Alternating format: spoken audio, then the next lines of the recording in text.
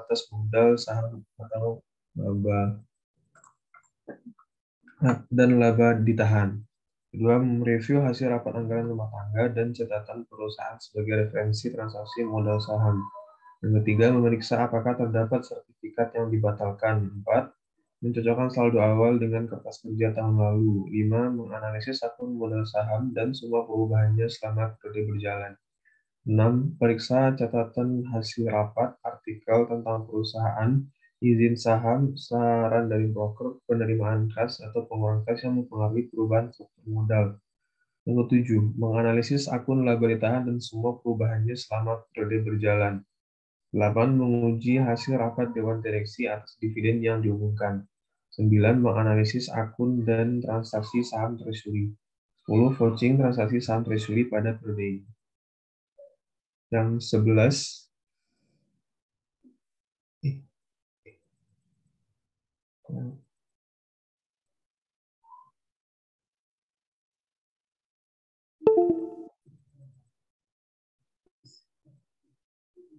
Oke. 11. Meminta penjelasan dan lakukan inspeksi catatan sertifikat saham treasury yang berada di bawah nama perusahaan dan siapa yang memberi otorisasi. Untuk sesi kedua adalah completeness. Yang pertama, verifikasi sertifikat saham, buku pembantu pemegang saham, dan juga jurnal terkait penerimaan kas. Kedua, mereview transaksi yang berpengaruh terhadap nominal return earnings seperti pinjaman, perjanjian dengan pihak lain, dan sebagainya. Dan tiga, mereview pembayaran dividen apakah terdapat dividen yang belum dibayar karena akan berpengaruh pada saldo return earning. Yang ketiga, reg and obligation, yaitu mereview dan mengevaluasi internal control atas ekuitas shareholder. Nomor 4, valuation and allocation, yaitu merekonsiliasi pencatatan sertifikat saham dengan buku besar. Yang kedua, siapkan analisis atas akun modal saham dan tambahan modal di store yang menyajikan semua perubahan selama tahun berjalan. Ya.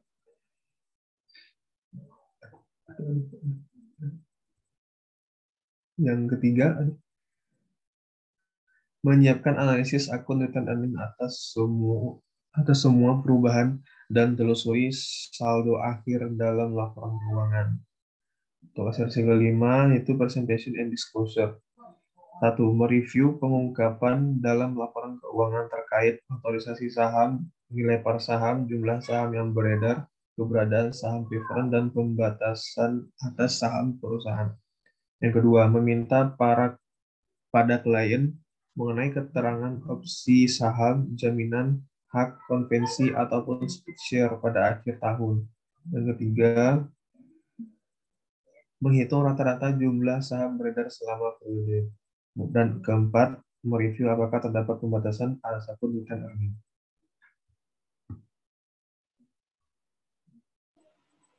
Selanjutnya, saya akan memaparkan tentang strength dan weakness yang telah kami dapatkan melalui internal control questionnaire. Yang pertama itu ada ke strength-nya itu dari 7 pertanyaan, ada 4 pertanyaan yang dijawab yes, dan itu akan menjadi suatu kekuatan bagi program audit nanti. Yaitu yang pertama ada sertifikat saham yang belum diterbitkan di bawah kontrol pihak berwenang. Itu test of control-nya nanti meminta keterangan terhadap pihak yang bertanggung jawab atau pihak yang berwenang yang mengontrol sertifikat saham yang belum diterbitkan. Yang kedua ada sertifikat saham memiliki nomor seri. Sehingga nanti TOC-nya meminta sampel sertifikat saham untuk memeriksa keberadaan nomor serinya. Yang ketiga, sertifikat saham yang dibatalkan dihancurkan secara tepat dan dicatat di buku sertifikat saham. Test of control-nya nanti meminta pencatatan penghancuran sertifikat saham yang dibatalkan di buku sertifikat saham. Yang keempat, ada memiliki buku pembantu sertifikat saham. TOC-nya nanti meminta buku pembantu sertifikat saham tersebut. Selanjutnya ada kelemahannya.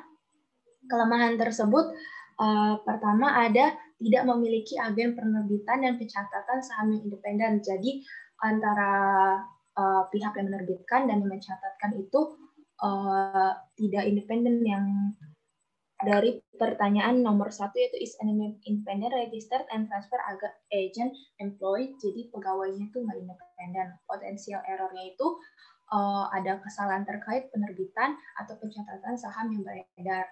Nah, substantive testnya itu agar dapat memeriksa pencatatan terkait penerbitan, penerimaan kas, dan catatan saham yang beredar. Yang kedua itu ada tidak memiliki agen terkait dividen yang independen. Errornya nanti kesalahan terkait penentuan atau proses pembagian dividen kepada pemegang saham. Substantif tesnya itu harus memeriksa pencatatan besaran dividen yang dibagikan dan proses pembagiannya. Yang ketiga, buku sertifikat dengan buku pembantu saham tidak direkonsiliasi secara periodik. Nanti adanya tidak samaan informasinya dari buku sertifikat dan buku pembantu saham. Jadi kita harus merekonsiliasi antara buku sertifikat dengan buku pembantu saham tersebut. Sekian atas program audit dan strengths and weakness kita. Ada yang ingin bertanya atau ada yang berbeda?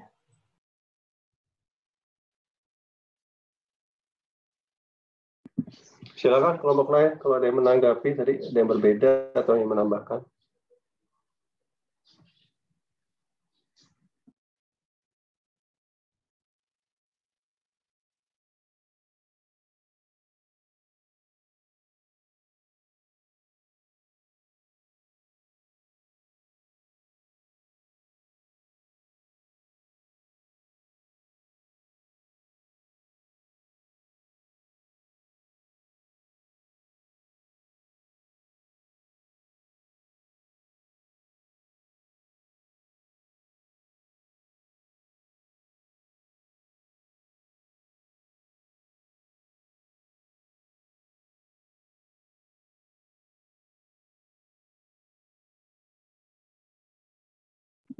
Ya, sama semua?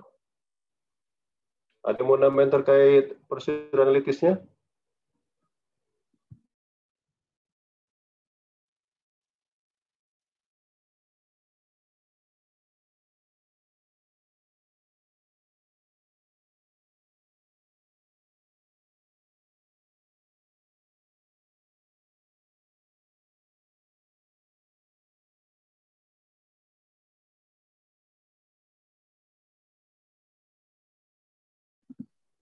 Isi kelompok 1 boleh lihat strength sama weakness-nya nggak?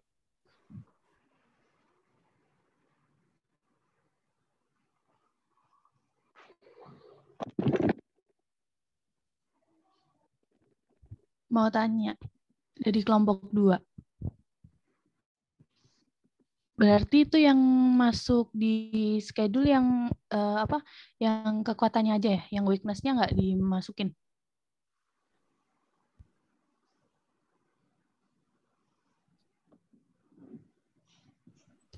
Ya sepertinya kan kita cuma ngerjainnya K sama J doang ya.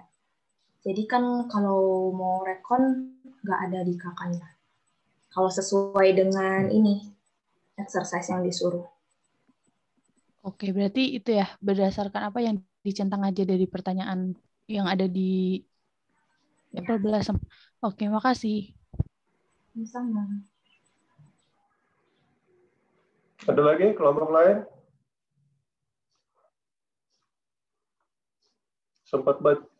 Kan saya sempat sampaikan baca dari awal ya. Masih ingat di awal ada informasi apa terkait saham?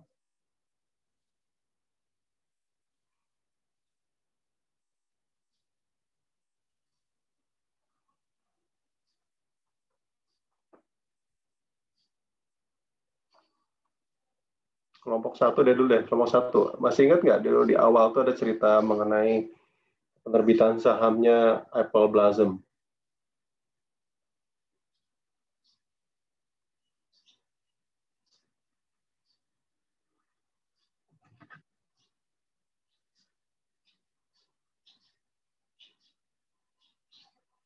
Atau dari kelompok lain dulu deh, kelompok lain gimana? Ada lagi nggak yang berbeda atau ingin menambahkan? Silakan. Kelompok 6 sama Pak. Kelompok 6 sama ya. Terus kelompok lainnya sama semua? Halo, halo.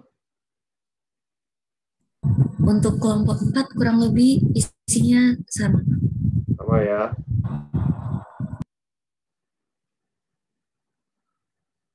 Kelompok lainnya? Dari kelompok 5 juga mirip, tapi lebih lengkap untuk yang kelompoknya Indah itu tadi, Pak. Lebih lengkap itu maksudnya gimana? Lebih banyak perinciannya dari yang kelompoknya Indah itu. Oh gitu. Oke. Berarti semua sama ya, kelompok-kelompok yang lain ya? Dari kelompok 3 ingin menambahkan, Pak, untuk tujuan Boleh. umum dan tujuan khususnya. Oh ya, tujuan umumnya. Ditayangin aja, silakan.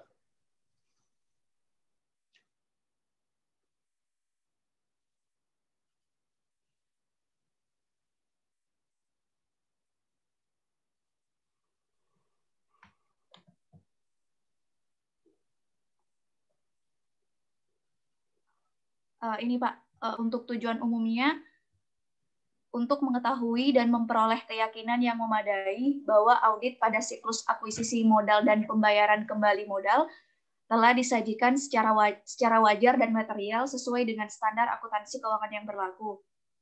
Untuk tujuan khusus, untuk asersi occurrence, tujuannya untuk memastikan apabila saldo capital stock yang tercantum dalam neraca benar-benar terjadi.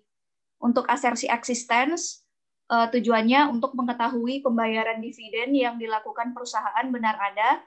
Untuk asersi completeness, tujuannya untuk memastikan semua akun-akun dividen yang menjadi kewajiban perusahaan telah dicatat, membuktikan kelengkapan transaksi yang dicatat selama tahun yang diaudit, dan kelengkapan saldo ekuitas pemegang saham yang disajikan dalam neraca.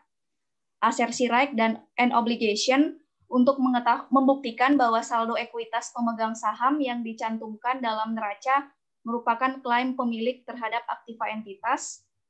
Untuk asersi valuation and allocation, capital stock, treasury stock, dan akun-akun dividen telah dicatat dengan benar dan tepat, membuktikan kewajaran penilaian ekuitas pemegang saham yang dicantumkan dalam neraca. Untuk asersi presentation and disclosure, akun treasury stock telah diungkapkan sewajarnya, terms dan condition dari capital stock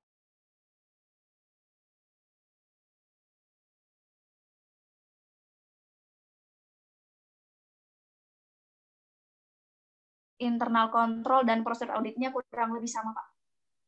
Oke, terima kasih. Kelompok berapa nih? 3. Kelompok 3, Pak.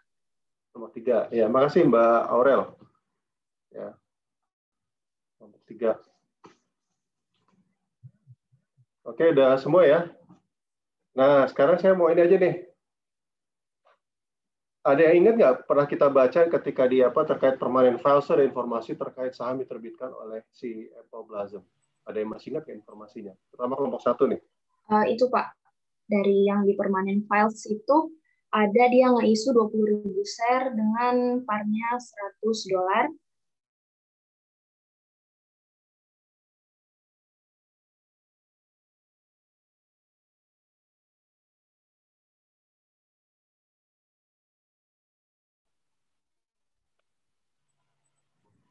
Terus abis itu si Martin dan Lancaster itu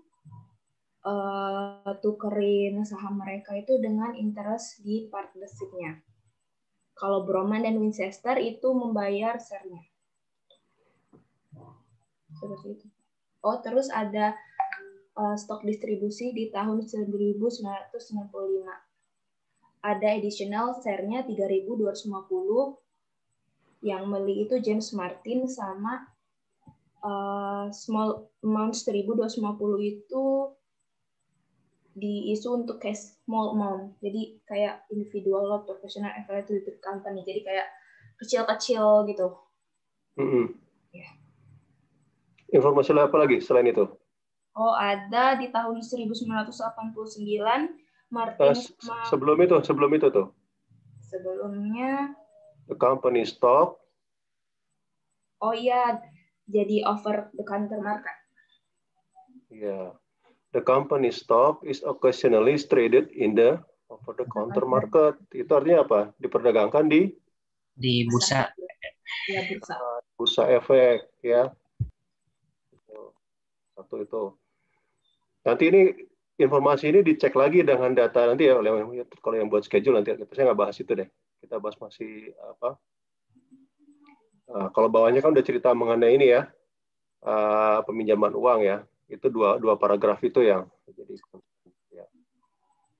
Kalau dari dua paragraf ini, konsep paling utamanya apa? Dari kelompok 1.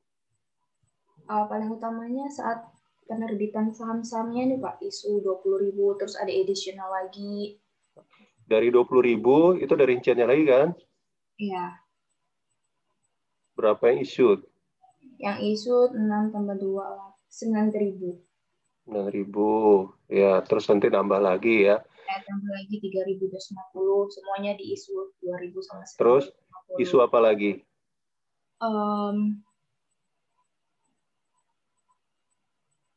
Nggak ada sih Pak di sini.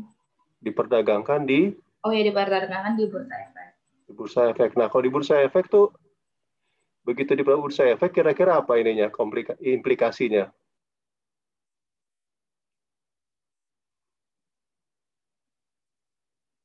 Ada nggak tadi di audit programnya ngomong-ngomong mengenai terkait bursa gitu? Yang terkait dengan bursa efek.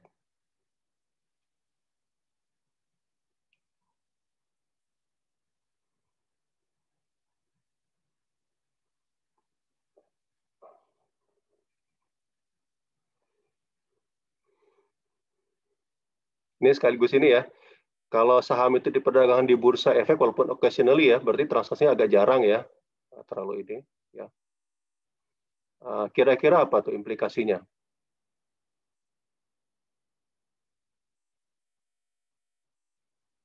Yang pertama paling utama tuh apa?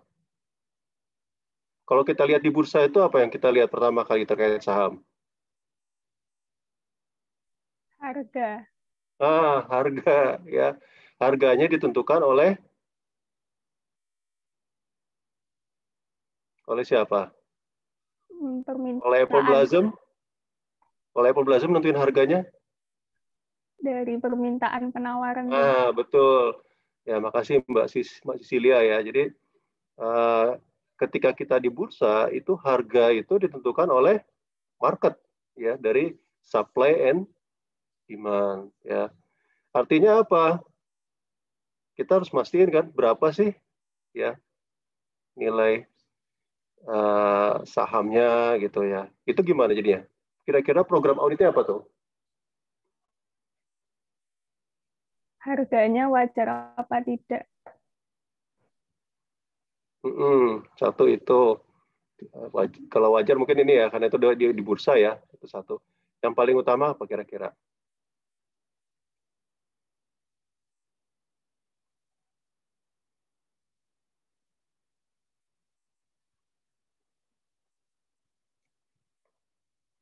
Kalau di asersi terkait apa harga itu? Ini capital stock ya, bukan investment nih. Kalau investment kita concern ke selisih harga ya. Nanti ada profit or gain ya. Kalau ini kan capital stock nih. Paling utama mengenai apa kalau harga itu? Valuation-nya, Pak.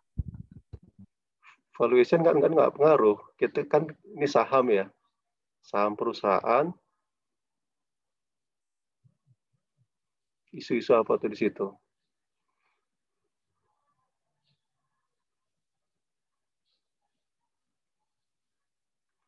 Gini, ini kan kita bukan sebagai Apple Blossom ini sahamnya diperdagangkan di bursa, ya kan? Kalau kita sebagai investment, iya, kita investasi saham gitu. Kalau harganya naik kan ada profit di situ ya per 31 Desember dibandingkan investasi. Tapi kalau harganya turun kita ada loss di situ. Tapi ini si Apple Blossom sebagai yang sahamnya diperdagangkan. Kira-kira apa implikasinya?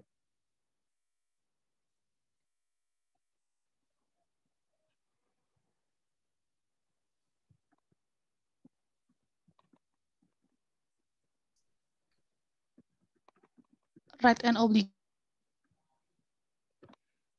dengan pembayaran yang mengikutinya. Ya, sebenarnya ini kalau kita pertama tuh terkait presentation and disclosure tadi kan ya.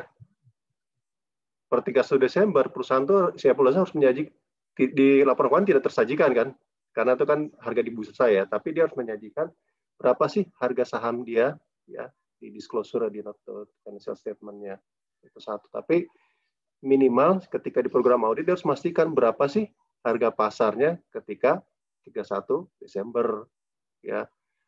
Berikutnya apalagi setelah harga.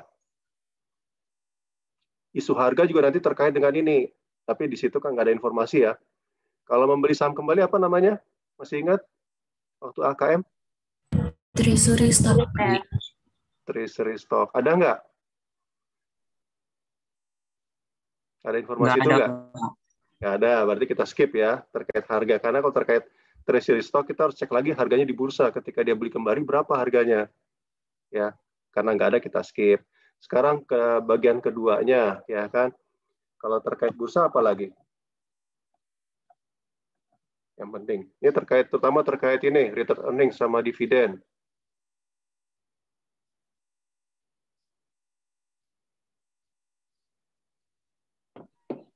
Jumlah saham yang beredarnya, Pak? Iya, satu jumlah saham yang beredar. Karena ini tahun 2003 masih sertifikat ya, sertifikat saham ya. Berarti apa yang harus kita dilakukan oleh akuntan publik?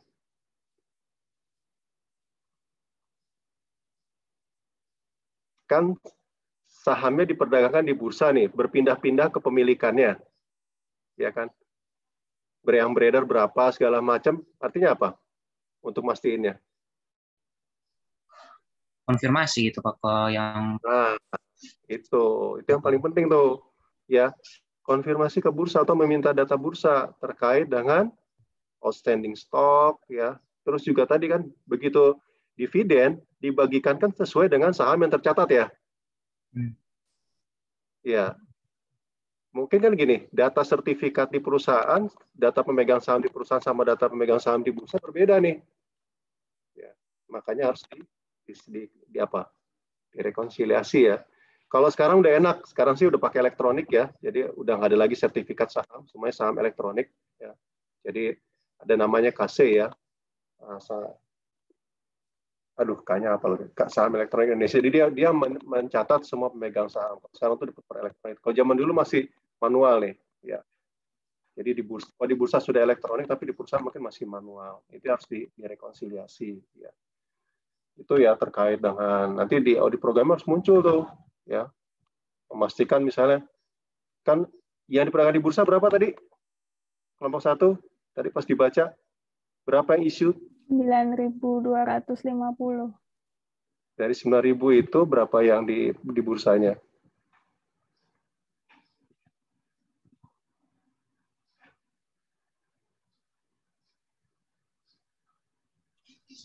$1.250 Pak.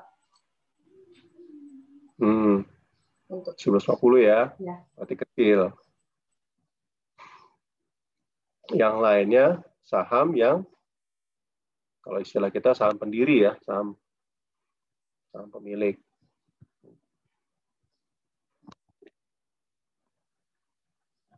Oke, itu ya terkait bursa ada banyak, jadi beberapa tuh harga, terkait siapa outstanding stoknya, ya kemudian siapa yang tercatat ketika bagian dividen tuh, misalnya kan pembagian dividen sesuai dengan tanggal apa? Ada 3 tanggal ya, tanggal apa aja? Ini ngulang AKM lagi. Apa? Tanggal pengumuman, tanggal pencatatan, Nah, kalau terkait dengan tadi ya, siapa megang sahamnya tuh di tanggal apa? Pengumuman. Pemegang saham dividen. Pengumuman kan baru besarannya aja kan? Iya Pak, di perikatan perusahaan. Iya, tapi kalau yang detail dibagikan kepada siapa di tanggal apa? Pencatatan. Nah, di tanggal pencatatan itu kita harus akuntan publik harus mastiin tuh, ya benar nggak nih? Misalnya kan ada 1.250 sama yang saham pendiri ya. Ya apa namanya? Nah dari situ kan dilihat tuh yang diperdagangkan di bursa itu data perusahaan misalnya dimiliki oleh taruhlah misalnya 50 orang ya. Ternyata di bursa per tanggal itu ada 35 orang. Nah, ini polisi tuh nanti harus direkonsiliasi ya. Karena data yang valid itu data dari bursa, bukan data perusahaan. Ya, terkait saham perdagangan di bursa.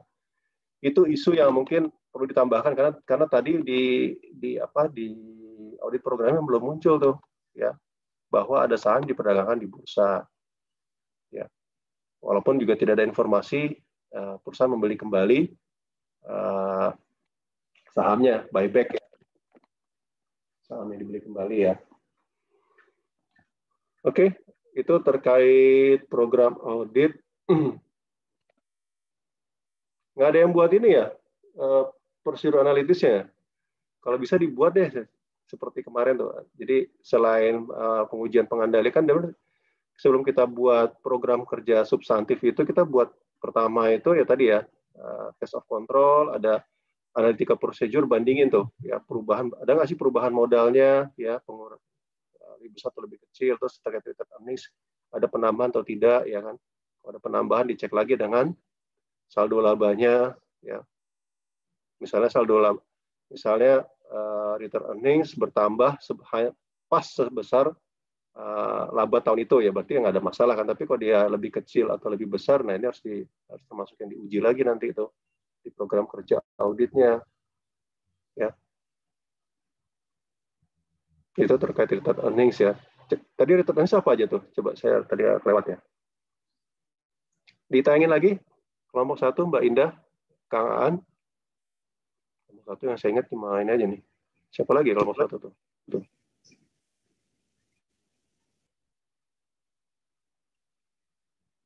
Terus ke atas saya.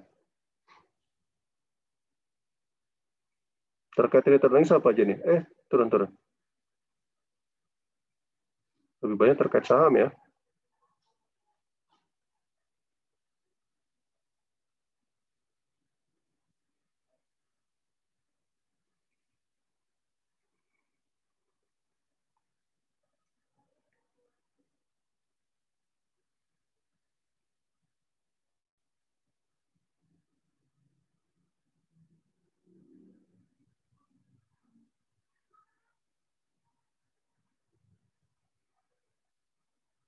Ini kayak rekonsiliasi ya, pencatatan sertifikat saham dengan buku besar, tapi yang bursanya belum ya, yang di bursa.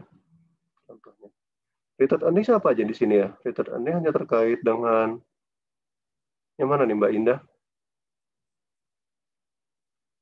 Nomor berapa? Bagian saham ya.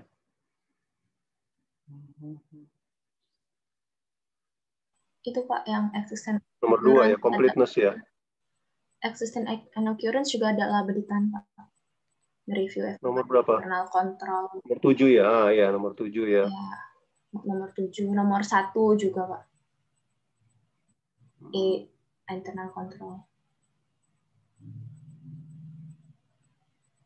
Nomor completeness nomor 2. Nomor 2 ya.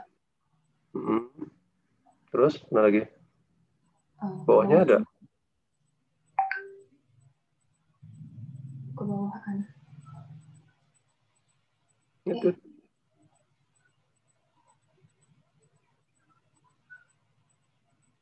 Kayaknya di atasnya masih ada gitu deh. Oh ini ada pembatasan akun RE, returning. Nomor 3 juga presentation disclosure-nya. Atasan.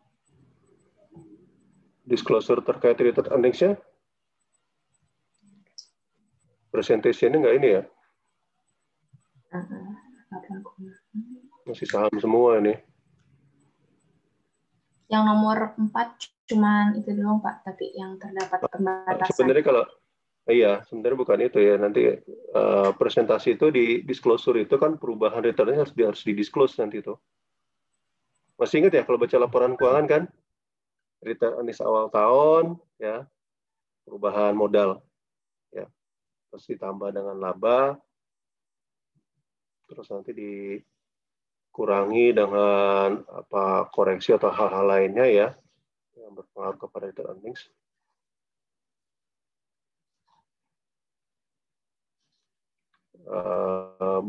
Bukan pembatasan boleh juga nih pembatasan ya. Biasanya ini Masih ingat waktu di AKM appropriation? Masih ingat? Di return earnings atau di apa? Di laba? Halo? Nggak ini ya. Kalau di Indonesia itu ada undang-undang perseroan terbatas ya. Jadi perusahaan itu harus mencadangkan laba sebesar 20%. Undang-undang perseroan terbatas belajar kan ya di hukum dagang ya? Hukum dagang masih ada nggak sekarang? Saya nggak tahu deh. Enggak ada, Pak. Ada, Pak. Udah nggak ada. Cuma pengantar sama perdata aja, Pak. Iya. Pengantar. Di perdata belajar ini nggak? Hanya belajar itu aja? BW itu ya? Badan hukum. Iya, Pak. Burger liquid book.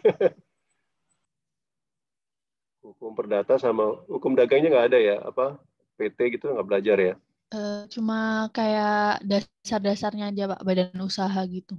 Oh. Badan usaha sebagai badan hukum gitu. Oh, gitu. Nanti ini kalau baca laporan keuangan, analis laporan keuangan tuh itu diperhatikan ya terkait. Jadi sebenarnya bukan pembatasan nih. Ya bisa pembatasan, bisa atau peruntukan sebenarnya. Masih ingat nggak di AKM ada appropriation? Jadi laba yang diperuntukkan. Misalnya kalau di Undang-Undang Perusahaan Terbatas kita tuh perusahaan harus mencadangkan 20% dari labanya. Tapi itu semua diputuskan dari RUPS biasanya. Di rapat pemegang saham memutuskan misalnya gini, laba itu saldo laba akan dipergunakan untuk apa gitu. Itu ada. Itu biasanya yang kita uji ketika ini percentage disclosure tadi ya. Sudah di disclose belum? Ya. Seperti itu.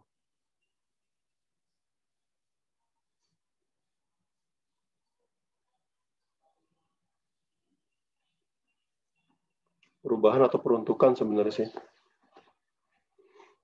Peruntukan laba ditahan ya.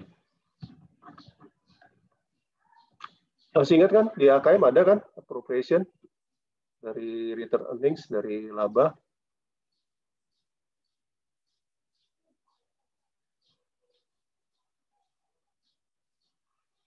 Oke. Itu ya. Jadi apa namanya? Berapa hal ya. Apalagi kalau presentasi disclosure, nilai saham, nilai saham beredar, oke ya. Tadi ya nilai saham di bursanya harus ditambahin ini, ya. Di sini kan hanya nilai par, jumlah saham beredar, ya tambahin nilai saham di bursanya berapa, itu di disclose ya. Satu lagi apa nih terkait saham? Ada nggak yang masih ingat? Ada yang masih kurang ya disclosure ini. Saham itu bisa jadi agunan pinjaman nggak oleh si pemegang saham?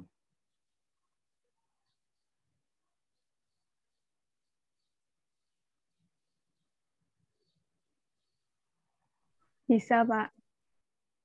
Ya, itu sebenarnya banyak sih terkait saham ya kalau saya ini nanti, tapi udah deh, yang lainnya nggak usah saya. Ini kan basic aja ya, dan juga di Apple Blossom lebih mudah ya. Yang tadi nggak usah dibahas deh, yang terkait saham itu. Ada banyak banget yang terkait dengan saham itu. Tapi kalau teman-teman kan download laporan keuangan ya, coba dibaca deh. Itu menarik sebenarnya saham itu. Ada yang saham jadi agunan, ada saham yang ini, ada saham yang dibeli kembali karena harga jatuh misalnya gini. Kalau ada yang pegang laporan keuangan yang sahamnya go public itu, begitu harganya murah, si perusahaan kan beli kembali itu. Ya. Karena untung kan. Ya, misalnya lebih murah dibandingkan ketika harga pertama kali dia akan beli kembali. Ya. Nanti nunggu harga ini baru dijual lagi. Oke, itu aja dari saya ya. Paling utama tadi tolong diperhatikan informasi di awal lagi ya, tolong dicek lagi ya, nanti terutama ketika ngerjain schedule ya, nanti kelompok berapa tuh? Kelompok 4 ya. Schedule tolong diperhatikan data-data tersebut ya. Kalau ada perubahan dari data-data tersebut itu sebenarnya harus di-disclose ya. Kemudian tadi ada satu faktor yang belum terungkap di sini terkait dengan saham diperdagangkan di over the counter atau di bursa ya, bursa efek itu juga perlu di-state itu. Karena begitu sebenarnya kalau mau lebih dalam ya terkait dengan implikasi saham dijual di bursa itu banyak banget. Tapi saya nggak akan bahas lebih detail ya. Tapi yang penting tadi kita pastikan pertama harga ya. Harga itu kan berapa sih harga pasar saham tersebut walaupun tidak berpengaruh kepada nilai sahamnya kan, nilai capital stock-nya nggak berpengaruh tuh, ya. Tapi di situ berpengaruh kepada disclose-nya, ya kan. Perusahaan harus mendisclose tuh, dia menjual saham sebanyak 1.250 saham di bursa dengan nilai pasar, nilai jual, nilai harga pasar per 31 Desember sekian, seperti itu. Ya, berapa outstanding-nya, berapa nilainya. Ya. Kemudian tadi terkait dengan outstanding-nya, kemudian terkait dengan pencatatan pemegang sahamnya ketika akan bagi dividen. Itu dulu deh, nggak usah bahas yang lain dulu deh. Ya. Saya kira itu dari ini, ada lagi dari teman-teman tanyakan terkait program audit ya. Oh ya, tadi yang prosedur analitis ada yang buat nggak? Bandingin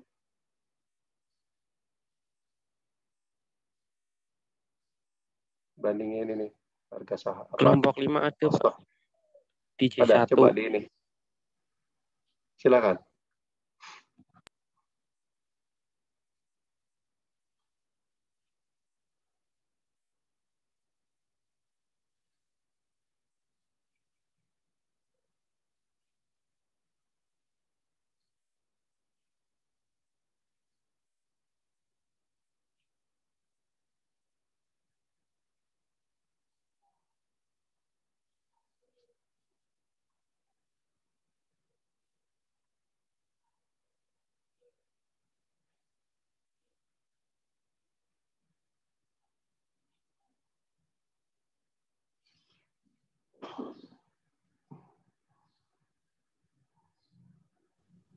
Ini Pak, di C1 yang di halaman 273 Pak, ada perbandingan Pak.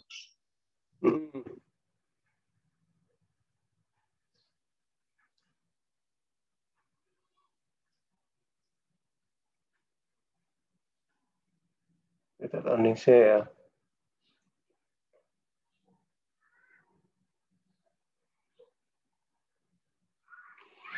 Perubahan return earnings-nya itu sama dengan jumlah laba atau ada faktor lainnya, Mas Andri?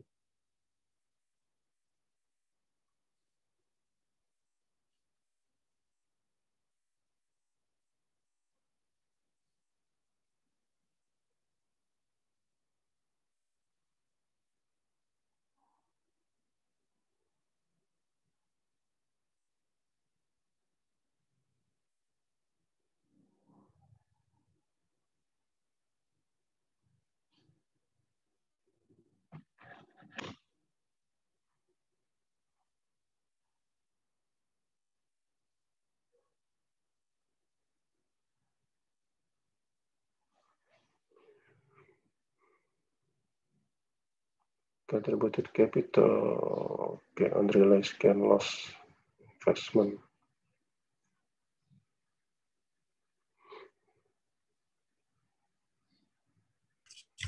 Mohon maaf Pak, tadi tanyaannya apa ya Pak? Di sini lagi. Ini kan return earnings kan dari kan yang sebelah kanan 2002 ya? Ya, benar Pak. Yang sebelah kiri 2003. Itu kan dari 272 menjadi 529 ya? Siapa nih? Ya.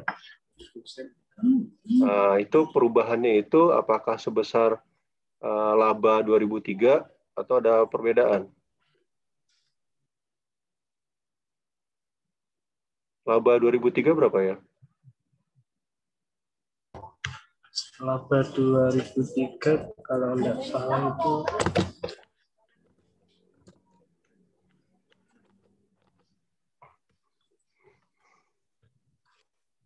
318.585 Pak. Scroll ke bawah. Ya, ini Pak. Oke, udah ya. Ya. Lalu ada pengurangan dividen juga Pak. Dividen 23 ya. Iya benar Pak.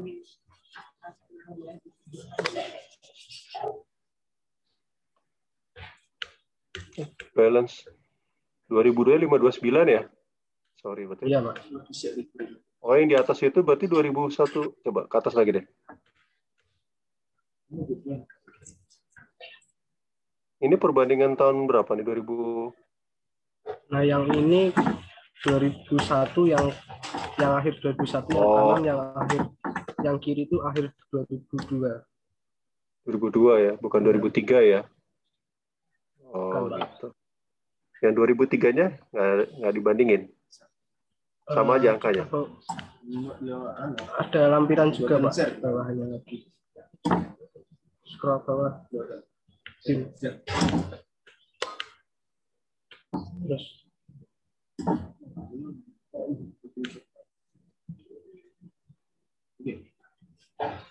Stop itu. Ya. Ke atas lagi. Ya. Ada lampirannya ke bawah. Ini ada nih, common stock kan. Nah, ini. Nah, ini. Stop. Agak ke atas. Tumpuk. Nah, ini itu earning. Yang kanan itu akhir 2002, yang kiri ini akhir 2003. Masih 5. Oh iya, benar, Pak. Belum, ini masih 2001-2002.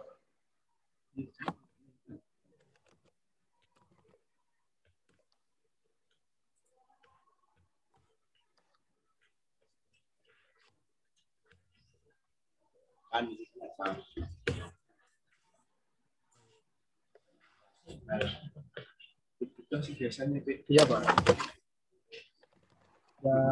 Mohon maaf, yang kanan itu 2001, yang kiri 2002, benar, Pak. 2002. Ya, kan yang kita butuhkan 2002-2003 ya.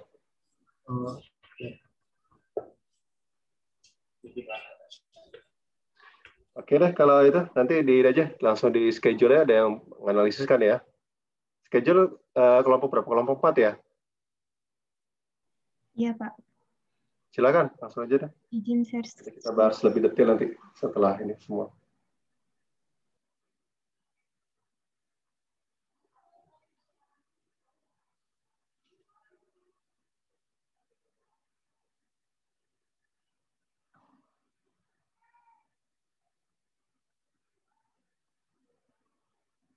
Apakah sudah terlihat PDF-nya?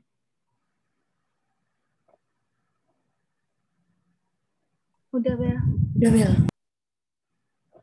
Oke. Presentasinya akan dimulai oleh siapa? Mila, Via, atau Raisya dulu? Aku dulu, Bah. Raisya dulu. Dari yang J1 di bawahnya.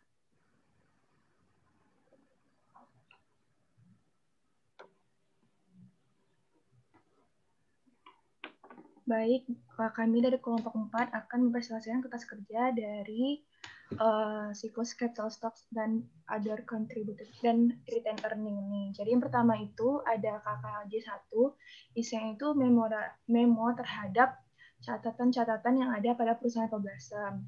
Jadi yang pertama itu dilihat dulu dari notula meetingnya, apakah tahun ini tuh ada penambahan atau enggak. Terus juga diperiksa jurnal pengeluaran penerimaan kasnya, apakah ada juga tambahan di tahun ini.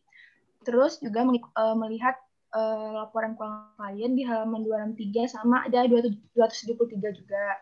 Jadi dari penulisan tersebut udah ditelusuri saham yang dimiliki oleh Apple Blossom itu ada 9.290 yang issued dan outstanding dari 20.000 saham yang diautorisasinya. Saldonya itu masing-masing untuk capital stock itu ada $925.000 dan untuk contributor capital ada 736.550 dan ini sama karena di tahun ini setelah diperiksa nggak ada penerbitan ataupun penarikan saham dari si Apple Blossom. Jadi kami menyatakan saldo itu telah disajikan dengan wajar pada 21 Desember 2003. Selanjutnya itu ada kalkulasi K1 akan dibahas oleh Mila.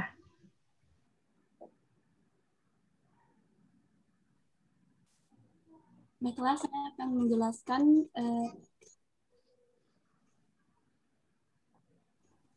schedule K1 terkait dengan return earning. Pertama, return earning pada balance 31 Desember 2002 yaitu sebesar 529.683. Angka ini dapat kita lihat di kertas kerja tahun lalu. Lalu pada selama tahun 2003 terdapat penambahan net income yaitu sebesar 318.555. Angka ini dapat kita lihat di neraca saldo laba rugi klien per 2003. Lalu return earning dikurangi dengan dividen yang terjadi pada tahun 2003, yaitu sebesar 23.125. Angka ini sudah dilakukan tracing dari voucher ke buku besar. Lalu juga sudah dilakukan rekalkulasi yang mana perhitungan sudah terhadap dividen sudah dilakukan di segmen 9, yaitu pertemuan minggu lalu, yaitu pada payroll processing and accrued liabilities. Lalu balance 31 Desember 2003 per books dapat kita lihat yaitu 825.143. Angka ini didapat dari return earnings pada awal tahun 2003 ditambah dengan net income dikurang dengan dividen selama 2003. Untuk adjustment terkait return earning akan dibahas di segmen 12 pada bagian penyelesaian audit. Jadi pada kakak ini tidak terdapat penyesuaian karena return earning merupakan pos akun yang dipengaruhi oleh pos akun lainnya, termasuk adanya penyesuaian audit. Selanjutnya, late schedule akan disampaikan oleh Pia.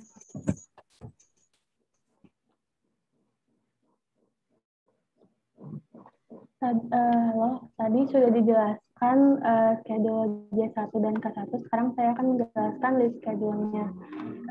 Jadi untuk akun capital stock per tahun 2003-nya itu 925 itu sama, jadi per auditnya juga 925. Lalu ada order contributed capital, itu dapat dari schedule J1, per booknya itu 736,55, saldonya sama per auditnya yaitu 736,55. Lalu tadi retained earning per book 31 Desember 2003-nya itu 825,143. Saldonya itu sama per auditnya jadi 825,143. Kesimpulannya, berdasarkan studi internal kontrol dan hasil audit terkait dengan akun capital stock dan retained earnings, maka menurut auditor, penyajian akun capital stock dan retained earnings sudah sesuai dengan SAK yang berlaku secara umum. Sekian dari kelompok kami, apakah ada yang ingin menambahkan?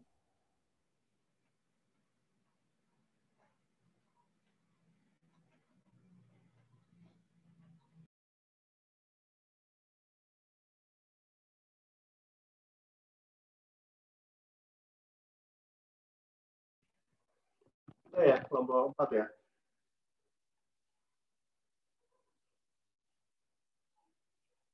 Halo? Sudah? Sudah, Pak. Oke, dari kelompok lain ada yang berbeda atau yang menambahkan? Silakan.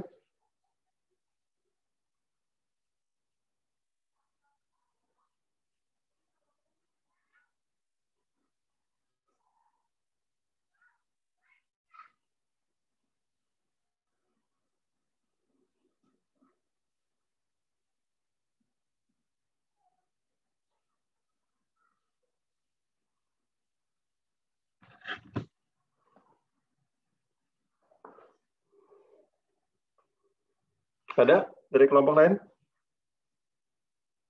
Sama semua? Kelompok 1, 2, 3, 5, 6?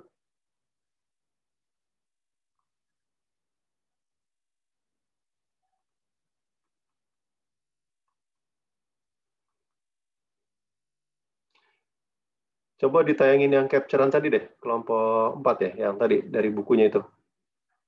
Tadi ada kan ya? Yang posisi per 31 Desember. Nah,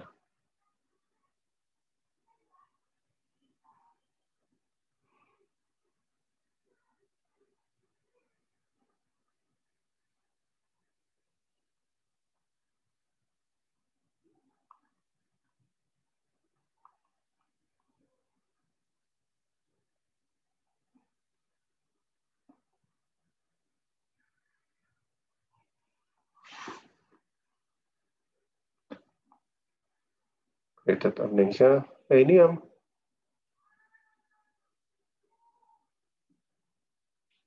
31 Desember 2003-nya masih itu tuh. Gimana, Pak? Oh iya. Sebenarnya kami menemukan ada perbedaan dari ini sama balance sheet tahun 2002 dibanding dengan 2003, Pak. Jadi kalau di sini tuh saldo RE per tahun 31 Desember 2002 ini kan sekian, tapi kalau di balance sheet sebesar 529 tahun 2002-nya.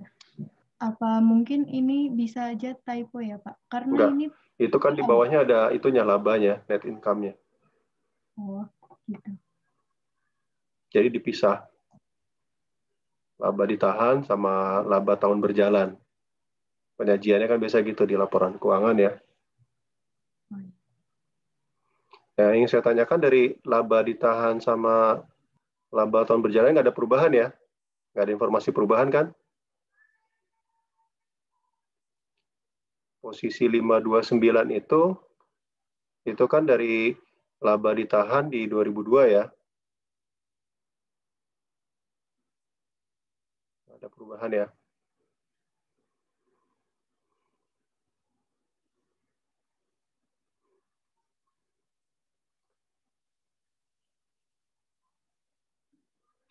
Kalau informasi dari yang sebelum-sebelumnya udah dipakai semua kan ya? Sudah, Pak. Sudah ya, terkait dividen, terkait sebenarnya di situ yang ada informasi ya yang terkait error kesalahan segala macam yang bisa mempengaruhi ke akun retained earnings ya, laba ditahan tahun sebelumnya.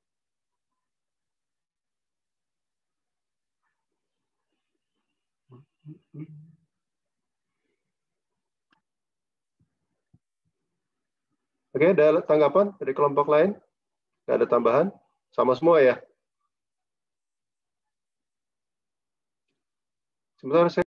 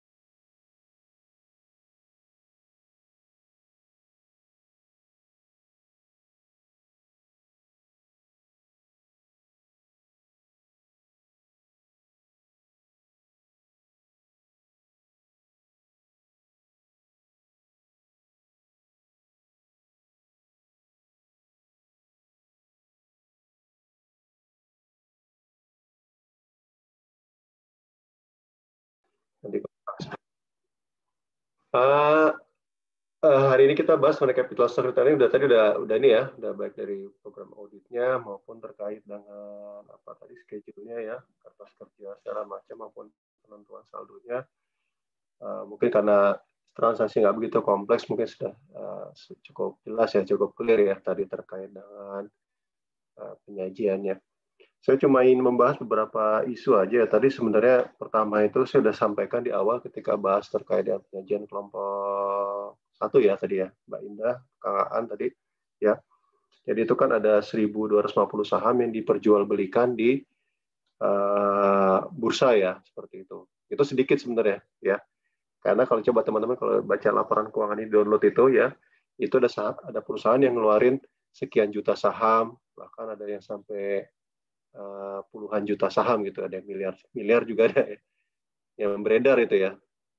Jadi bayangin yang beredar itu bisa puluhan juta saham gitu. Jadi itu lebih ribet lagi tuh, kalau 1.090 mungkin masih sedikit ya. Tapi tadi saya sampaikan ketika presentasi yang kelompok 1 ya, ketika ada saham, bahkan di Aarons masih ingat nggak dulu waktu di Aarons itu, seingat saya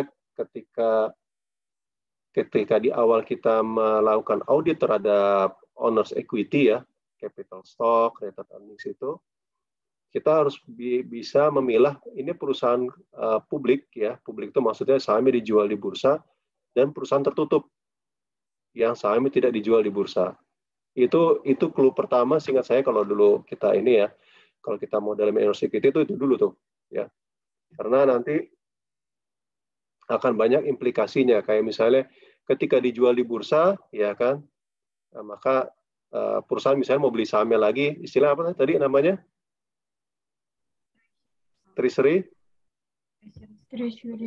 share, Pak. Treasury stock ya. Jadi bisa treasury stock ya, kemudian bisa stock split. Stock split tahu ya? Sahamnya dipecah ya. Misalnya tadinya punya 1.250 saham, karena stock split berarti misalnya 1:2 berarti jadi berapa sahamnya? 2.500 ya. Nah, makanya di bursa itu banyak implikasinya kalau nanti teman-teman baca laporan keuangan yang di-download itu kalau ini mungkin untuk latihan sederhana ya, tapi sebenarnya kita berlatih juga untuk menganalisis saham yang ada di bursa. Itu banyak konsekuensinya ya. Ada stock split, ada treasury stock ya. Kemudian bicara treasury stock misalnya itu juga atau stock split ya. Kan pasti stock split itu nggak cuma saham yang dijual di bursa kan, berpengaruh juga kepada saham pendirinya nih. Yang tadi ada saham beberapa orang itu kan, yang sampai 8.000 saham tadi itu kan juga mereka terpengaruh nanti. Ya, karena nggak bisa tuh misalnya dipecah-pecah nilainya. Tapi bisa juga kalau misalnya dibuat jadi preferred stock ya.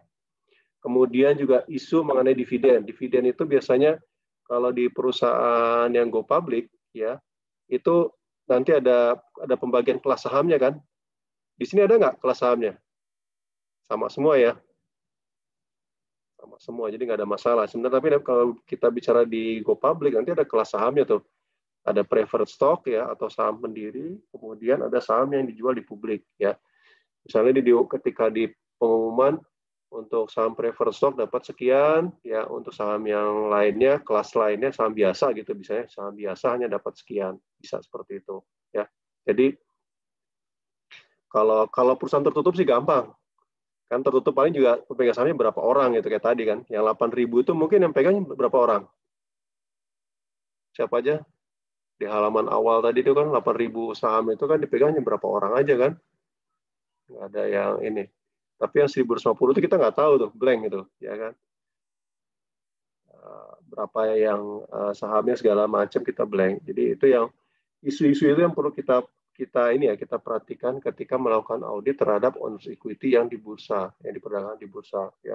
Ada harga, kemudian outstanding stoknya ya. Bisa jadi gini, tadi kan ada kelemahan terkait registrar ya. Registrar itu kalau di Amerika itu semacam kayak profesi ya, profesi yang kalau di kita sebenarnya apa ya, di sini kita nggak ada sih, sekarang udah nggak ada lagi semua tuh. Sekarang itu diganti dengan sistem pencatatan elektronik ya. Kalau di Bursa Efek itu ada namanya KC, Custodian,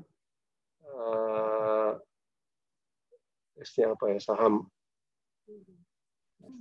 Custodian, Efek Indonesia ya. Jadi semua pemegang saham itu tercatat di situ. Karena dia langsung online. Begitu kita misalnya beli saham di bursa, ya, beli saham kan pasti saham milik orang lain kita beli, otomatis nanti dikasih langsung tercatat itu. Sahamnya berubah misalnya dari Mbak Indah ke Kang Aan gitu ya, kan pindah langsung seperti itu. Jadi langsung tercatat ya. Kalau zaman dulu enggak, ada namanya registrar. Registrar itu yang mencatat ya, semua catat. Kalau di kita mungkin kayak fungsi notaris kali ya. Kalau kita jual beli tanah itu harus notaris yang nyatet ya, PPAT, pejabat pembuat akte tanah ya, dia mencatat ya dokumen dia. Tapi kalau di sekarang sih udah nggak ada lagi kalau di saham ya, karena semua itu dicatat di sistem ya, di bursa kalau dijual di bursa. Tapi kalau yang tidak dijual di bursa, yang masih di dalam perusahaan, biasanya pakai notaris kalau di kita di Indonesia. Tapi kalau di Amerika ada registrar. Makanya tadi kan dibilang tidak ada registrar yang di ini kan, tidak melalui registrar pencatatannya. Karena registrar itu pihak independen, notaris, akuntan itu kan profesi yang independen ya. Makanya ada keraguan. Nah di situ butuh tuh kita meyakinkan, ya, meyakinkan misalnya konfirmasi ke pemegang sahamnya, benar nggak sahamnya? Jangan-jangan tadi si siapa tuh yang megang 2.000 saham, diam-diam udah dijual ke apa? Tadi siapa aja yang megang sahamnya ya? Di halaman awal tuh, tadi Mbak Indah baca halaman berapa tuh? Halaman 19. 19. Siapa aja megang sahamnya? Martin sama Leicester, terus Arthur Bowman, Melissa, terus sama yang terakhir James Martin. Ya, misalnya diam-diam si siapa Arthur ya, jual ke Martin gitu ya, atau ke Melissa gitu ya, kan di dalam dari sekian ribu saham yang dipegang dijual diam-diam, kan bisa aja kan, tanpa pengetahuan perusahaan dijual gitu ya kan. Ini nanti berpengaruh ke siapa yang terima dividennya, ya kan, bisa jadi jual. Itu perlu dikonfirmasi kepada pemegang sahamnya. Apalagi ini cuma sedikit kan pemegang sahamnya. Kalau yang banyak itu di bursa bisa ke bursanya, bisa minta pencatatannya. Jadi ini penting untuk dilakukan ya. Karena tadi pengendalian dari registrarnya nggak ada, ya seperti itu. Kalau di Indonesia biasanya notaris ya. Notaris nanti akan mencatat misalnya perubahan saham yang tidak melalui bursa itu dicatat di notaris melalui akta ya, perubahan akta perusahaan biasanya seperti itu. Kalau di Amerika lebih simpel ya. Itu jadi terkait dengan outstanding stock ya. Outstanding stock itu baik tadi ya saham yang non di bursa, perubahannya seperti apa, dan yang di bursa tadi di bursa itu bisa minta tuh data dari bursanya ya. Siapa yang tercatat pertama itu per 31 Desember ya, siapa yang tercatat, kemudian yang kedua tadi tanggal pencatatan dividen. Karena tanggal itu adalah kita tanggal pengen tahu siapa aja megang sahamnya. Karena nanti pembayaran itu mengikuti tanggal pencatatan pemegang saham ketika dividen tadi tuh, ya. Yang menarik tuh sebenarnya gini, berapa kali ya kalau kita kayak kemarin tuh berapa kasus ya. Ketika harga saham jatuh, banyak perusahaan itu membeli sahamnya kembali, ya. Karena kan lagi murah tuh dibeli aja, ya kan. Nanti kalau udah mahal ya jual lagi gitu kan dibeli. Nah, ketika dibeli itu, nah, ada perbedaan tuh. Saya ingat ada beberapa case yang sempat dikenakan sanksi oleh OJK ya. Jadi dia bilang, misalnya di laporan keuangan dia bilang, saya membeli kembali treasury stock ya dari bursa itu 1 juta saham. Ternyata yang dibeli itu lebih dari itu. Ya. Atau kasus Jiwasraya juga sama. Atau Jiwasraya kan diperdagangkan di bursa juga sama kasusnya tuh.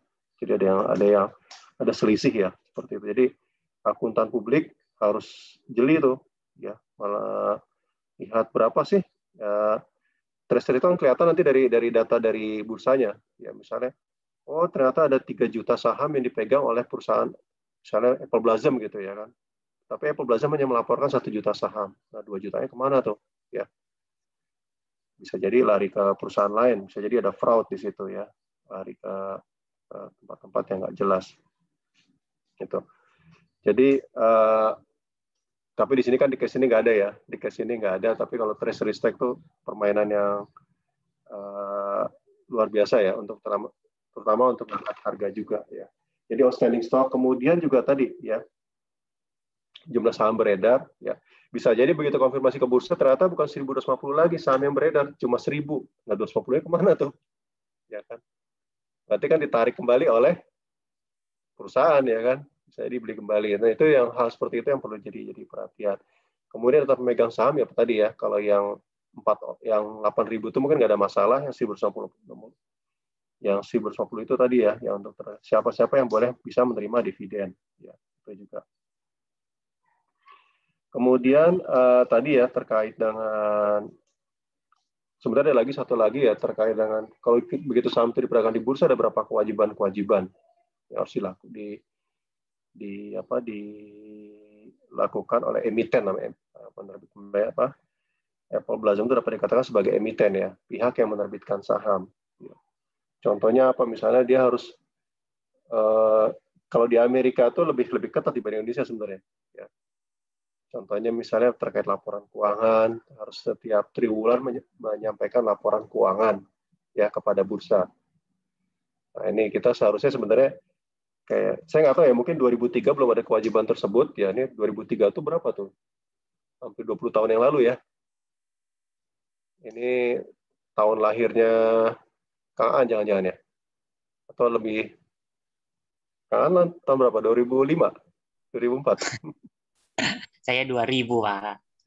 Oh, 2000? 2000. 2005, adik saya juga kalah, Pak. Jadi 2003 itu ya harusnya average kelahiran teman-teman itu 2002, 2003, 2001. 2000, Pak. Oh, 2000 ya? Iya, Pak. 9. Oh iya, sekarang ini ya, 2021 berarti 2000 ya, 21 tahun. Kalau dulu tuh banyak yang muda-muda, zamannya masih sekolah internasional ya, yang cuma 2 tahun. Siapa namanya megang kelas tuh ada yang baru umurnya muda-muda. Tapi minimal pas masuk kan udah di atas ini ya, di atas 17 tahun ya dulu ya, ketika masuk ke STAN ya. Jadi itu di bursa itu sebenarnya ada kalau sekarang itu pasti gini, kalau kami ya, kalau latihan melakukan audit itu, misalnya klien itu baru ya, klien itu baru kita audit, ya begitu kita mau lihat laporan akhir tahun, kita akan minta laporan keuangan yang disampaikan ke bursa. Yang kita lakukan hari ini ya, kita minta laporan ke bursanya. Kenapa? Mereka akan melaporkan ke bursa kan tiap triwulan. Ya, triwulan itu misalnya triwulan pertama, kedua, ketiga, ya kalau keempat itu biasanya digabung dengan laporan tahunan.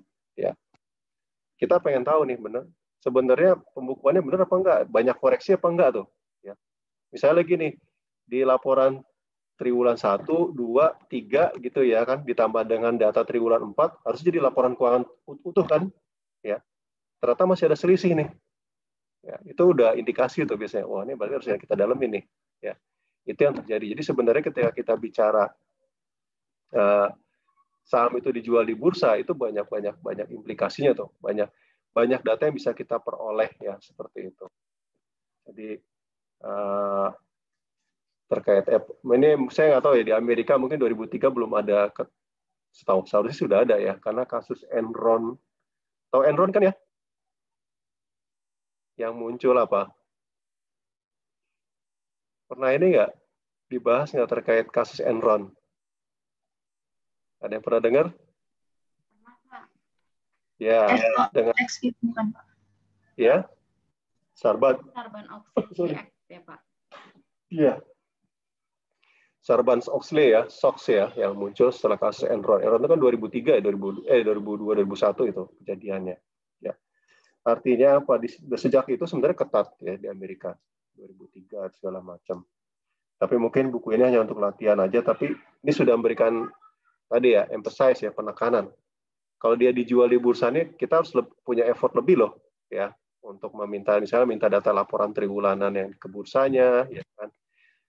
Bahkan dulu saya pernah audit, tapi terkait dengan teman-teman pajak ya, evaluasi hasil audit teman-teman pajak itu nemuin tuh laporan ke bursanya, misalnya labanya 1 miliar gitu ya, itu laporan ke pajaknya lebih tinggi, lebih rendah. Rendah. Tapi apa sih? Karena kan dia nggak mau kena pajak tinggi kan, ya. Tapi ya tadi begitu kita komparasi, ketemu banyak tuh itu project tahun 2000 tahun 98 salah kami lakukan waktu itu ya. Kita komparasi berapa laporan keuangan yang ke pajak sama laporan keuangan di bursa. Itu banyak banget selisihnya. Ya. Walaupun sekarang mungkin sudah mulai nggak berani, karena sekarang kalau dulu tuh kan internet belum terlalu ini ya. Jadi orang berpikir akan aman-aman aja gitu ya kan. Jadi dulu kerjaan saya itu nongkrong di bursa itu. Dulu ada PRPM ya, Pusat Referensi Pasar Modal ya. Saya kumpulin laporan keuangan, banyak sekali saya kumpulin, kemudian kita analisis dengan laporan keuangan dari yang dilaporkan di pajaknya. Temuannya banyak sekali ya, besar-besar. Hasil tagihannya juga besar-besar. Jadi memang kalau sekarang nggak berani, karena sekarang itu kan rata-rata emiten itu atau perusahaan yang jual saham di bursa itu akan mempublish laporan keuangannya di website. Semua orang bisa download. Ya. Jadi kalau ada yang aneh-aneh, bisa lihat sebenarnya. Dan itu juga yang jadi ini juga kadang-kadang kan sering muncul tuh di medsos itu hoax mengenai segala sesuatu ya, gampang tinggal lihat aja laporan keuangan perusahaannya ya kan.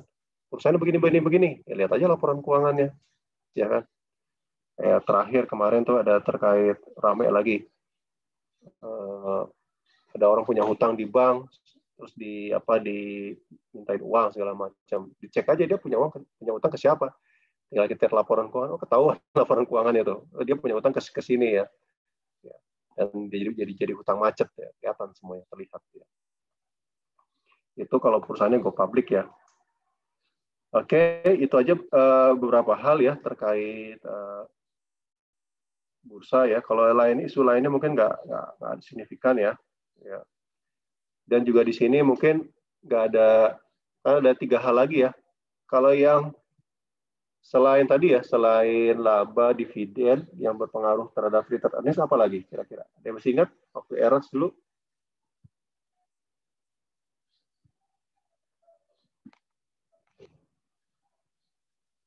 Ada yang masih ingat? Koreksi terhadap return earnings?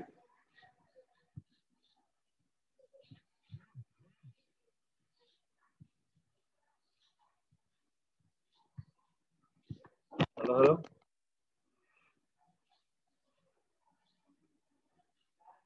Kalau ada kesalahan di tahun sebelumnya, itu apa namanya?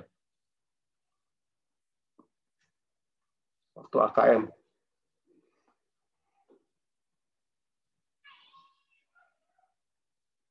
Saya lihat kan tahun 2003 ternyata ada kesalahan di 2002. Itu yang dikoreksi apanya?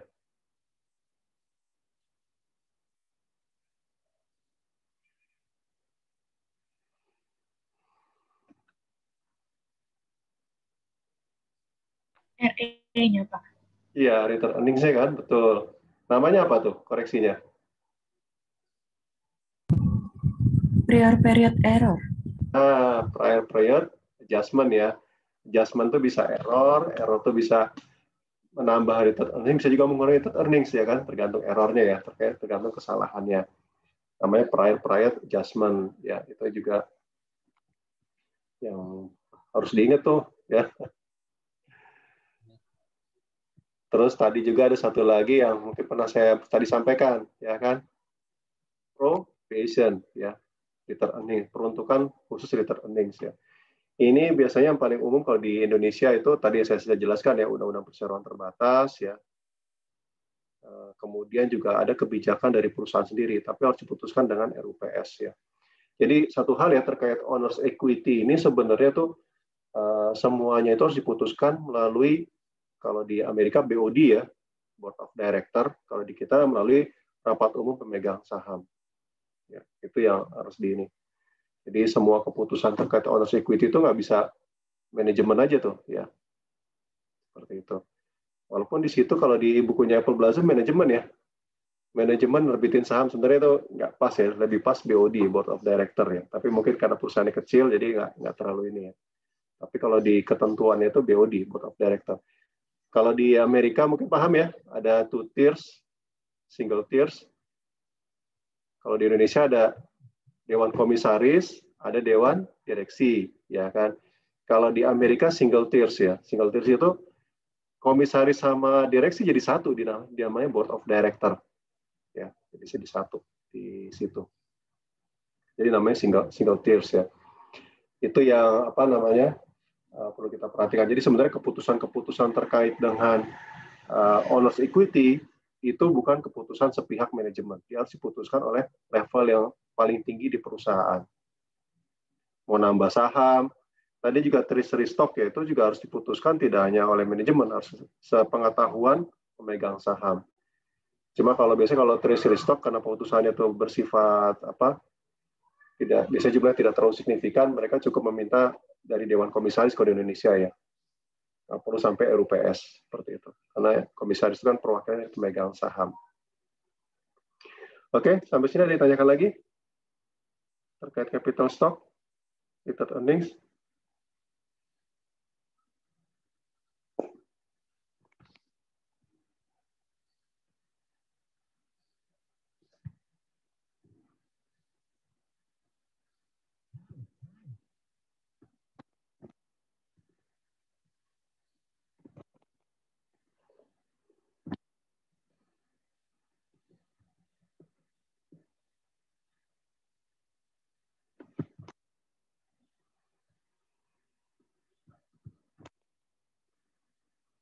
Presensinya tolong ya.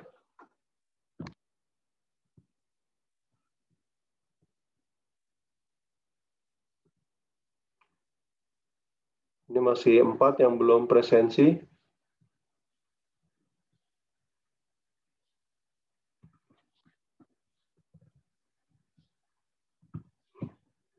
Pak izin bertanya. Ya, silakan. Mengenai yang saham jadi agunan itu, apakah termasuk kayak pembelian aset pakai saham itu kayak gitu, tah? Gimana? Aset tadi apa? Aset yang dibeli pakai saham, itu apakah termasuk sahamnya jadi agunan? Sebenarnya gini, saham itu, ini kan kita ngomongnya bukan saham sebagai investment ya, saham sebagai capital, sebagai owner's equity ya. Saham itu kan misalnya gini, Apple Blossom sahamnya dimiliki siapa tadi? Melissa, Martin ya, Arthur gitu ya kan. Nah, si Arthur ini kan dia pegang saham nih, pegang saham Apple Blossom misalnya berapa tadi? 2000 lembar ya. 2000 lembar lah. Misalnya nilainya tadi harga per sahamnya berapa ya? Taruh lagi deh, nilainya 2 miliar gitu ya kan. Nah, si Arthur ini ingin ngambil pinjaman ke bank atau dia punya proyek, dia akan mengagunkan sahamnya. Ya. Sebenarnya secara Apple Blossom tidak pengaruh, ya tidak akan mempengaruhi nilai di owner equity-nya kan nggak pengaruh tuh. Tapi dia harus di-disclose. Ya, karena kalau terjadi sesuatu itu kan nanti kan sahamnya misalnya utangnya si Arthur ke bank macet.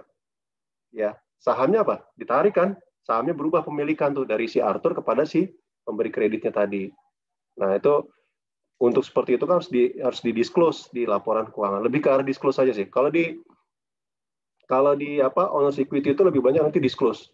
Ya, disclose terkait misalnya terkait dengan kalau di ketentuan bursa itu pemegang saham yang lebih besar dari 5% itu harus dipublish namanya di laporan keuangan, di-disclose. Misalnya si Arthur berapa ribu saham ini, terus dari 1.250 itu ada nggak yang pemegang saham yang lebih dari 5%? 5% dihitung dari 9.250 ya. Kalau 5% dari 9.250 berapa saham tuh? Kalau 10.000 berarti kan 500 saham ya. Gede juga ya. 500 saham lah. Kalau 500 ada yang megang lebih dari 500 saham itu harus dipublish namanya di bursa. Jadi lebih banyak ketentuan terkait owner's equity itu di-disclose. Ya, seperti itu. Gitu Mbak, siapa tanya? Mbak Tasya, Pak. Tasya ya. Makasih, Pak. Ya. Kayak membeli kembali ya treasury stock juga itu harus di-disclose itu. Tidak hanya menyampaikan terus juga penyajiannya harus tersendiri kan, masih ingat ya? Kalau di AKM ya, treasury stock itu disendirikan kan, dibedain. Nggak serta-merta menambah. Kalau di sini mungkin karena tahun 2003 tidak ada penerbitan saham baru ya nggak ada masalah sih, ya. Kalau nerbitin juga banyak lagi isu lagi nanti tuh, terbitin saham baru gitu ya, berapa harga parnya, ya berapa agionya, ya paid in capitalnya, kelebihan eksesnya tadi ya, atau agio namanya, berapa, apa juga nanti persetujuan untuk jual ke ininya, banyak prosesnya harus dilihat nanti. Kalau dia baru nerbitin saham, ya itu yang menarik itu adalah nanti penentuan harga pasarnya. Ya. Misalnya tadi Apple Blossom itu mau jual di bursa gitu ya kan, harga pokoknya $10 misalnya, apa harga parnya ya, harga ininya. Kemudian berapa agionya, nah itu kan menarik tuh di situ tuh. Ya. Kalau ditetapkan terlalu tinggi nggak laku, ditetapkan terlalu murah juga ini. Karena nanti akuntan harus memastikan tuh nanti kalau misalnya menemukan perusahaan yang mau nerbitin saham, dia harus memastikan ya bagaimana penentuan harga jualnya di bursa ya, karena harga jual itu biasanya harga par, harga pari plus agio kan, seperti itu. Ada nggak yang harga parnya kecil, agionya gede banyak? Rata-rata kan perusahaan tuh paling nerbitin harga sahamnya ya, harga nominalnya itu harga parinya 100 gitu ya, 100. Tapi dijual bisa 1.000 tuh, bisa 2.000 segala macam. Ya. Nanti belajar itu price earning ratio, ya, book value, price to book value. Pernah belajar rasionya di manajemen keuangan itu, nentuin harga saham. Ilmu itu semua, ya kalau mau ini, sebenarnya manajemen keuangan segala macam itu kan basic ya, itu bisa kepake dalam ilmu nyata. Kalau teman-teman ngambil KPR gitu ya, ini saya dulu pernah ribut sama Mbak. Kita kan punya Excel, ya kita tahu ilmunya, tahu cara ngitung, kita hitung lagi tuh anuitasnya. Saya bisa, oh ini nggak bener nih, ternyata dia biasa banget. Karena begitu nanti anuitasnya jadi selesai, hitung-hitungan dia itu akan dilampirkan di kontrak kredit kita, di KPR kita. Ya begitu saya hitung ulang, oh ini nggak bener ini. Ya, ternyata dia apa ya, berlindung dari klausul yang tidak pernah kita baca. Misalnya gini, harga 2 tahun rate-nya sekian, ya 3-5 rate-nya sekian, 5-15 tahun rate-nya sekian, ya kan. Tapi kadang-kadang cuma tertarik kan rate yang ditawarkan di tahun pertama aja, ya. Itu selanjutnya kita nggak merhatiin tuh, karena bisa jadi berubah semua. Kepake lah kalau ilmu, jadi jangan dipikir manajemen keuangan itu cuma sekedar ngitung-ngitungnya, itu kepake tuh di dunia nyata tuh. Ya. Hitung harga saham ini wajar apa enggak, itu ada namanya price earning ratio, ada price to book value, ya berapa kali segala macam. Kalau yang tertarik untuk ini sih main saham. Ya. Kalau milenial kan udah nggak kayak generasi tua ya. Kalau generasi tua tuh mainnya di properti ya. Kalau di generasi milenial mainnya apa? Cryptocurrency. Bitcoin. Ya. Asal jangan terjebak pinjol ya kan. Banyak tuh yang muda-muda tuh kan ya, ngambil pinjaman untuk modal investasi yang nggak jelas gitu ya kan, main saham, main falas, main Bitcoin gitu ya, begitu jeblok habis semua. Ya. Oke, ada lagi yang tanyakan? Sebenarnya gini, silakan. Izin nanya Pak, kalau misalnya cara mengetahui atau ngaudit untuk yang perusahaan itu mau mainin harga sahamnya dengan cara yang beli sahamnya itu karyawan sendiri, itu gimana ya Pak? Oh itu, nah ini menarik nih, bagus. Walaupun jadi gini, terkait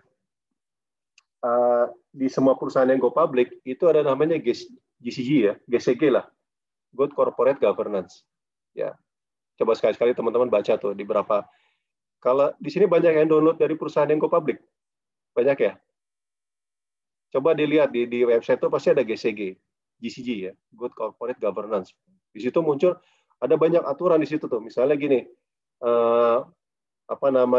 jajaran direksi, jajaran komisaris, ya, komite, ya, kemudian manajemen level tertentu tidak boleh memiliki saham perusahaan. Ya, kalaupun dia mau memiliki saham perusahaan, dia harus mendisclose, istilah gini, dia minta izin gitu ya, mendisclose. Karena itu akan muncul nanti, ada laporan GCG-nya. Coba ada kalau buka di website-nya misalnya, perusahaan apa yang buku publik ya. Nanti terserah teman-teman. Itu ada laporan GCG tiap tahun. Di laporan GCG itu kelihatan tuh nanti itu. Misalnya si direksinya PTA, ya, ada kolomnya di situ, punya saham nggak di perusahaan tersebut. Misalnya saya jadi direksi di apa yang go public misalnya Unilever gitu ya. Nanti di laporan GCG Unilever kelihatan tuh Peter Umar punya nggak saham Unilever, ya. Itu sebenarnya aturan supaya tidak ada apa benturan kepentingan, ya. Itu di level manajemen dan direksi dan komisaris ya maupun anggota komite. Nah, bagaimana dengan modus tadi ya ke karyawan ya seperti itu. Sebenarnya gini, kalau sekarang itu di bursa sendiri sudah ada ininya, sudah ada sistemnya ya. Kalau dia curiga untuk transaksi itu untuk naikin harga, dia akan menyetop transaksinya seperti itu, ya. Itu satu. Yang kedua, apakah ada kewajiban dari akuntan publik untuk memastikan karyawannya megang saham beli saham atau tidak? Nah ini sebenarnya karena kan kalau jumlah sahamnya sampai jutaan sampai miliar yang beredar itu butuh langsung kelihatan gitu, ya kan? Jadi sebenarnya tidak terlalu ini juga sih, ya.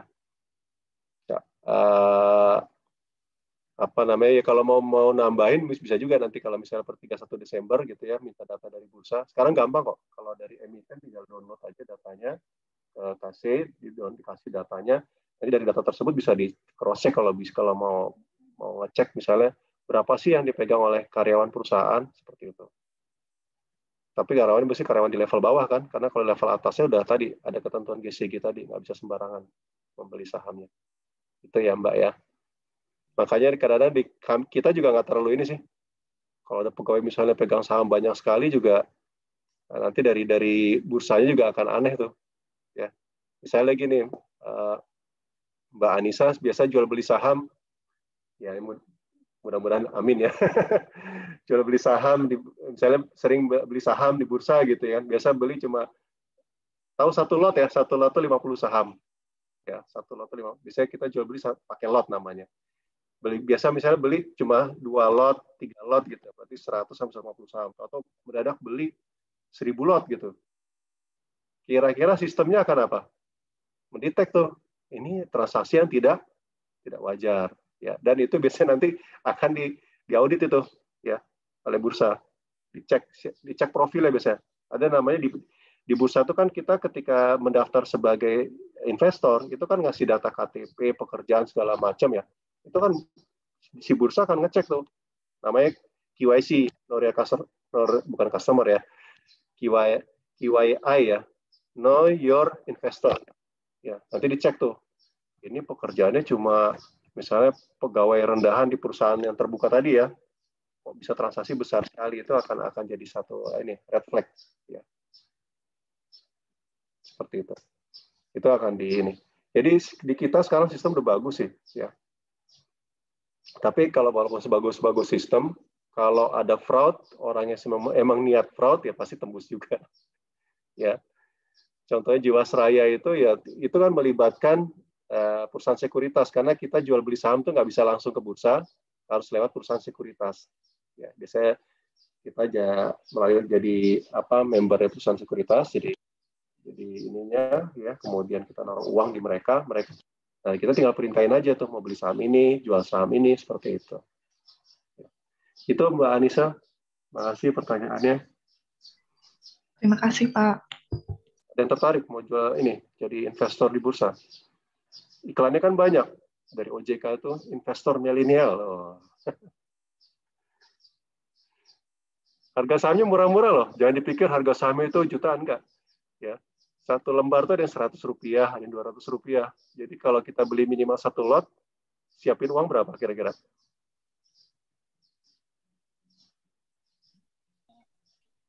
Satu lot kan 50 saham, kali 200 berapa? Wah, ini perlu 100 disiapkan. lembar. Hah? 50 kali 200, ayo. 10.000, Pak. 10.000. Jadi jangan dipikirin, emang ada yang mahal ya, kayak Unilever, apa namanya, Astra itu tinggi, ada berapa yang tinggi-tinggi yang sampai puluhan ribu pun ada ya, 100.000 juga ada. Tapi yang murah juga ada gitu ya kan. Jadi cuma modal kalau pengen ini, gue ada jadi investor nih di bursa nih, ya, modal 10.000 aja bisa kok, ya kan? Jangan mikir, wah saya harus modal jutaan, nggak juga gitu ya kan. Ya kalau mau nyoba-nyoba gitu ya kan, tinggal buka akun di perusahaan sekuritas mana gitu, misalnya di Mandiri Sekuritas atau di mana ya kan. Nanti kita setor uang untuk ininya, uang dana awal, transaksi. Ya.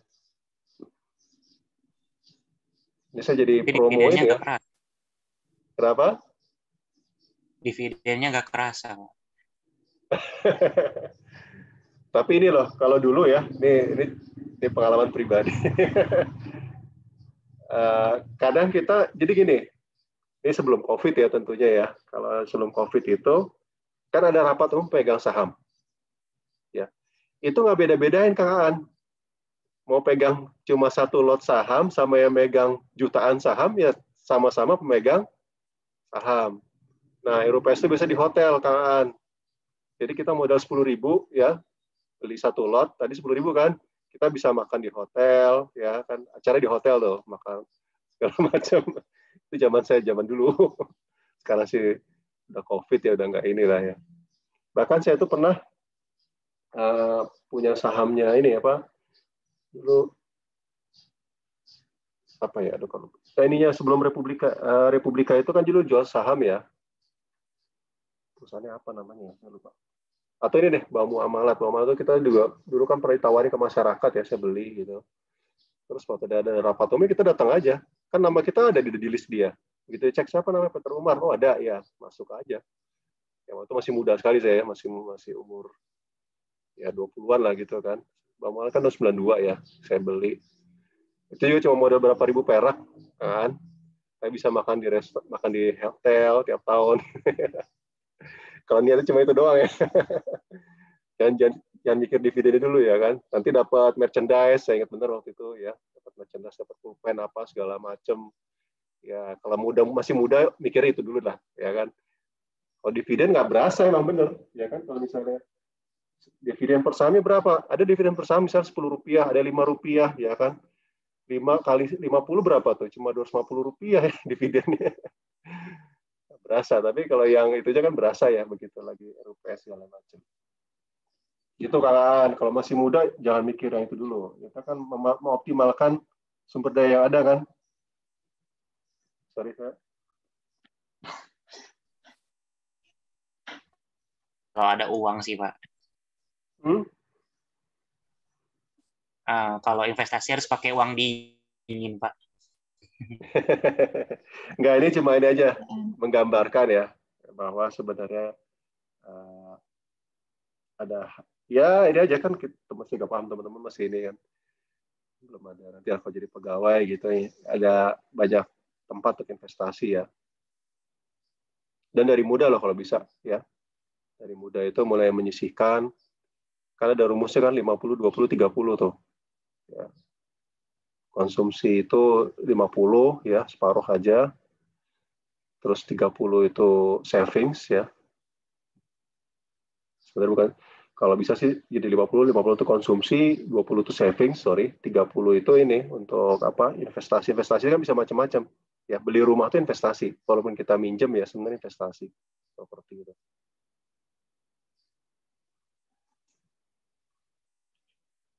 Oke, ada lagi?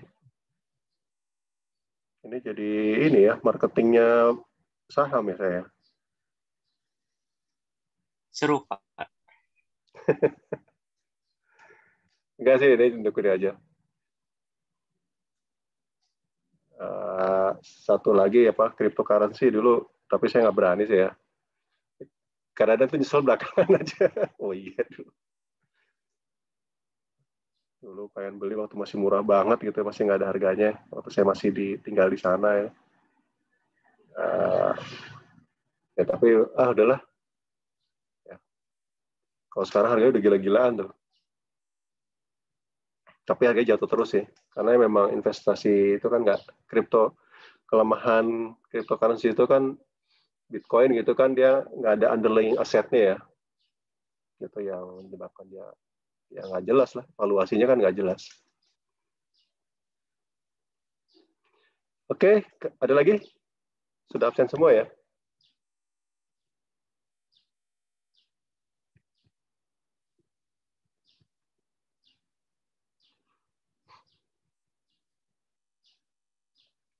Ini Mas Ahmad Ilyas belum?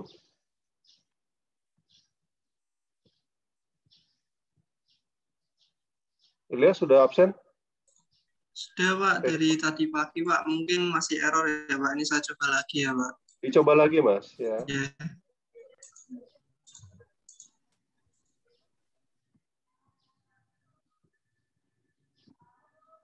Udah. Saya isi ini dulu ya. Baik Pak, terima kasih Pak.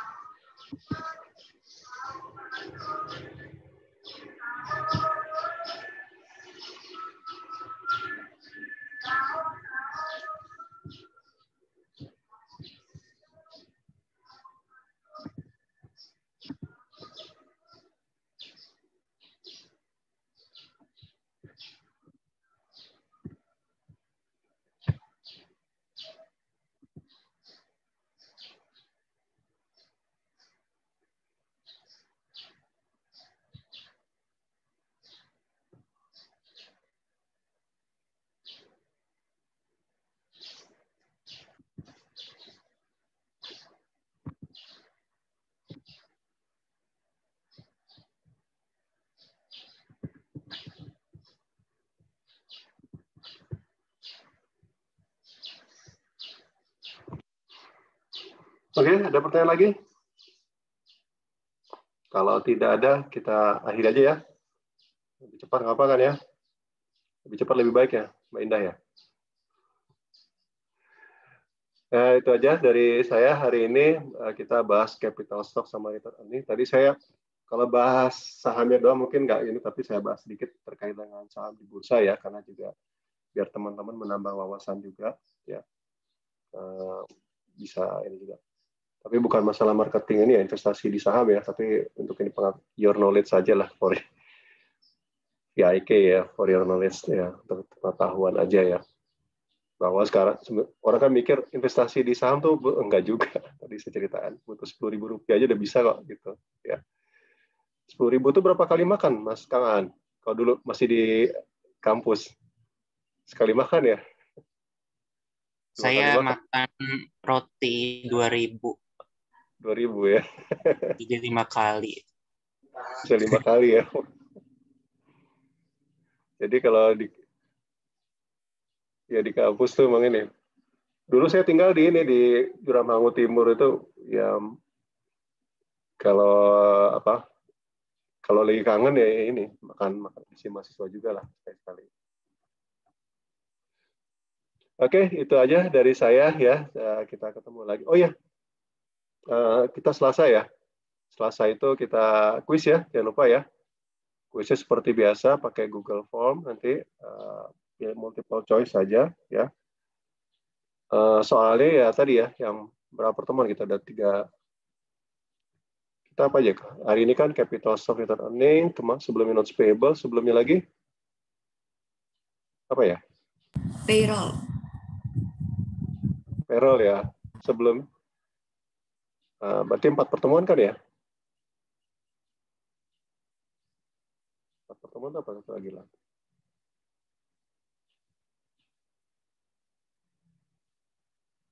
Oh, kita masih utang 1 ya. Kurang 1 pertemuan ya. Coba saya buka FPS nih.